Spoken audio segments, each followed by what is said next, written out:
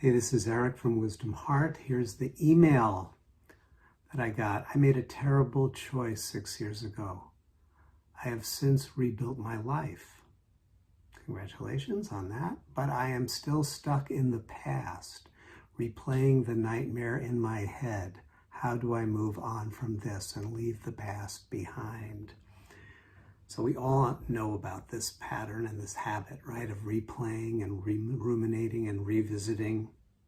And it's really important to pause and deeply reflect on this question because it's a fundamental challenge for all of us at different stages and with different events in our life. So everything that we do is a practice. Everything that we do in this body-mind is a practice that builds patterns. It strengthens mind states and it, myelinates neural networks. Over the history of humanity, there have been different ways of describing and understanding how we practice, but everyone has recognized we do practice. Whatever we're doing is building capacity within us to more easily and more effortlessly repeat the pattern that we just did.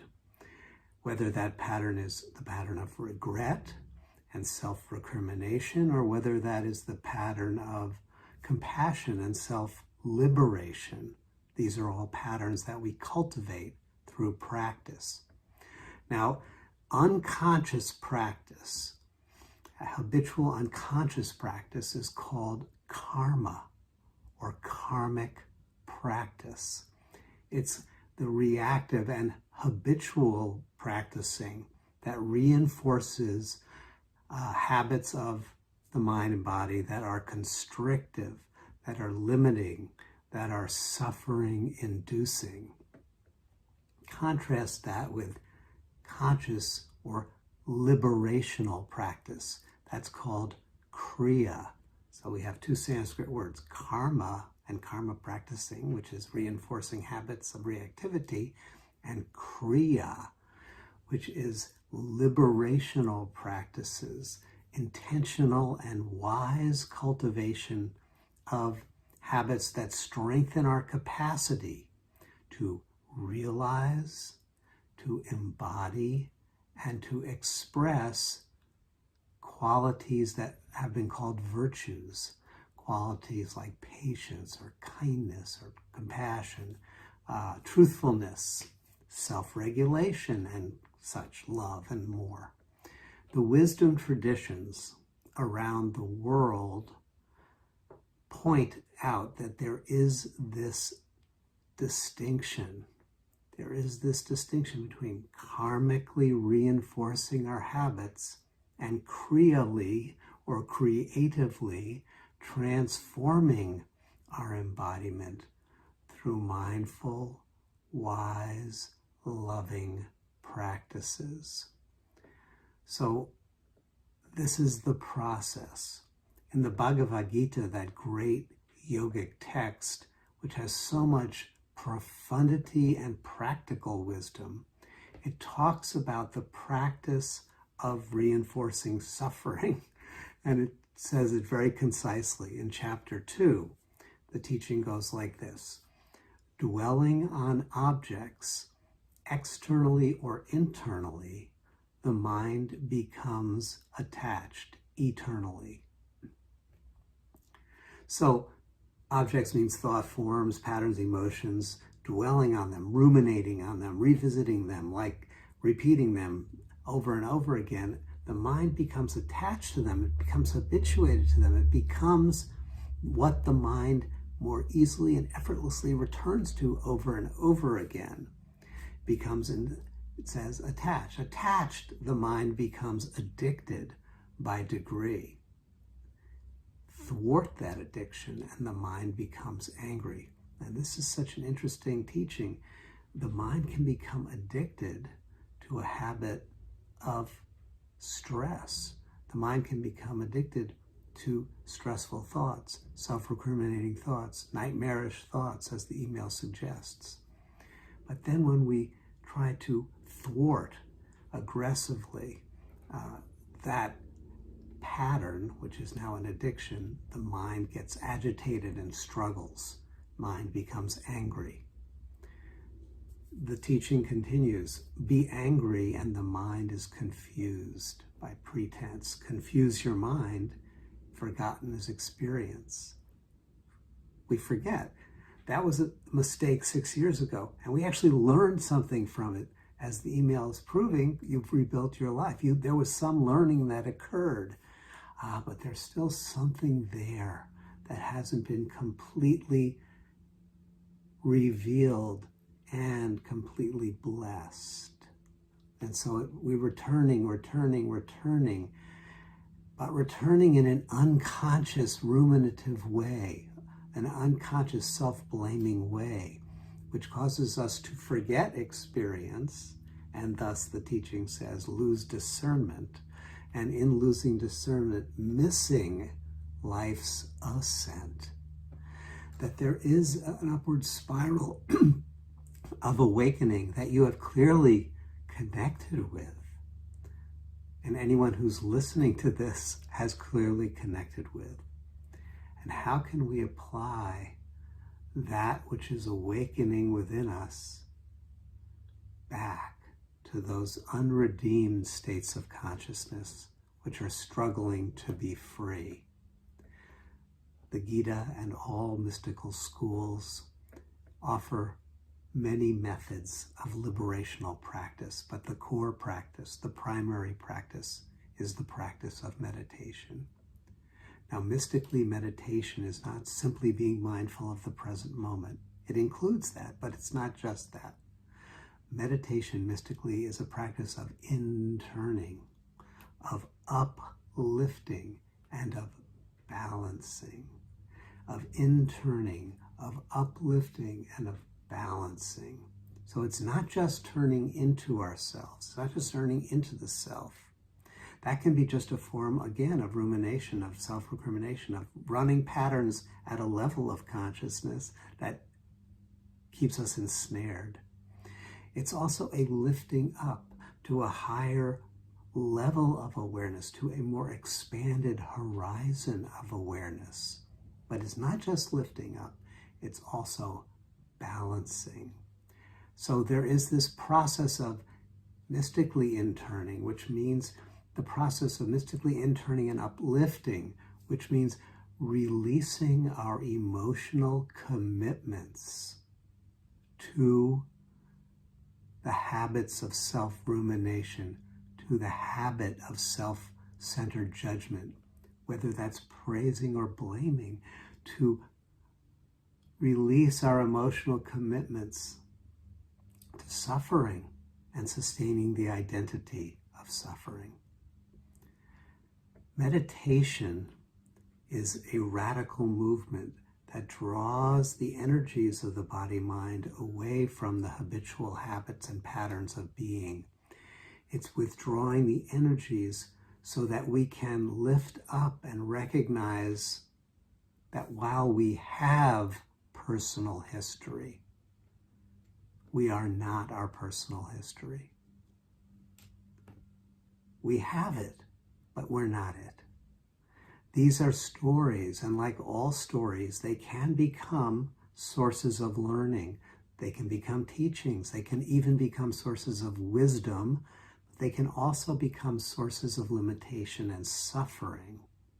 So balancing becomes the key, because balancing is this deeper process that is independent of the content of our thoughts and emotions and our history. Balancing is the process whereby we unify the meditator, the object of meditation, and the act of meditation.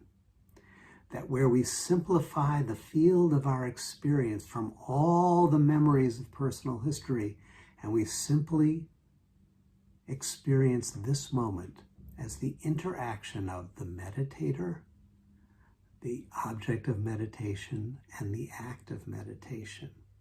And balancing means more and more these integrate and cohere, more and more these merge into each other. And as they balance and as they integrate, as they become one, as it were, something is revealed. Something that was ever present is revealed. Meditation does not solve our problems by creating a solution. Rather, meditation dissolves, it's dissolution of the current structure of our consciousness to reveal something that was ever present, underlying and prior to all memory tracks, the being itself that you are, which is called by thousands of names, the Atman, spirit, essence, Buddha nature. It is revealed. Now, if anything is created at all through the practice, it is more like it's cultivated is a better word. And what's cultivated is our capacity to embody the remembrance and the expression of that radiant Buddha nature spirit that we are prior to all memory tracks. It builds the neural networks that are associated with the felt sense of that spirit, of that awakening. And it builds our capacity to more smoothly, more harmoniously, more swiftly realign with that original nature. Going back to the Gita, it says this, though. It's important. As the limbs, as the energies are first drawn within, the sense enticement, in other words, the compelling nature to go back to the old pattern of being begins to dim. As the limbs are first drawn within, the sense enticements begin to dim. Here's the key. The taste persists. To enter the mind, they insist. So just sitting down to meditate, people go, but I'm having these thoughts again. Yeah, you're having the thoughts. Return to the object of meditation. Integrate, integrate, integrate. The taste persists. To enter the mind, they insist, until the mystic vision returns to that which pre-exists. That's the healing. The deep healing is when we commune with that which pre-exists prior to memory tracks, prior to 6 years, 10 years, 6 lifetimes, 60 lifetimes, 60,000 lifetimes.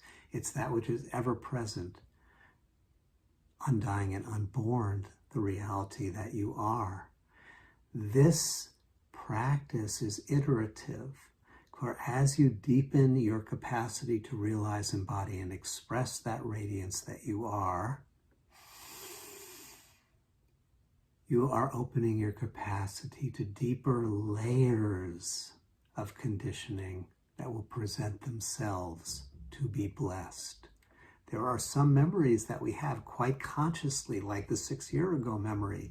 That's called by the psychologists these days, the neuroscientists these days, explicit memories. We consciously remember them. We connect them with specific people, events, and things. We have other memories, well, let's call them slightly less explicit. They're hazy. We're not sure exactly what happened, but we have some sense that it happened early in our life, perhaps. There are other patterns of reactivity and that precede our conscious memory. They're coded into the nervous system, but they're prior to conscious memory. Maybe they happened in a very, very young age. Maybe they were in utero memories. Perhaps they go deeper than that, as many theorists and mystics have suggested, that we are carrying in our neurological hardware, in our DNA, we are carrying patterns from our bloodline, from our ancestors. We're carrying strengths and capacities. We're also carrying ancestral wounds and struggles, unresolved or unredeemed patterns of consciousness, perhaps even past lives, if you are awake to that reality. But regardless of how we code and understand these deeper than conscious memories, which are called by neuroscientists the implicit memories. The explicit memories are ones we go, I remember when that happened. The implicit memories are going, where did that come from? It comes from deep within.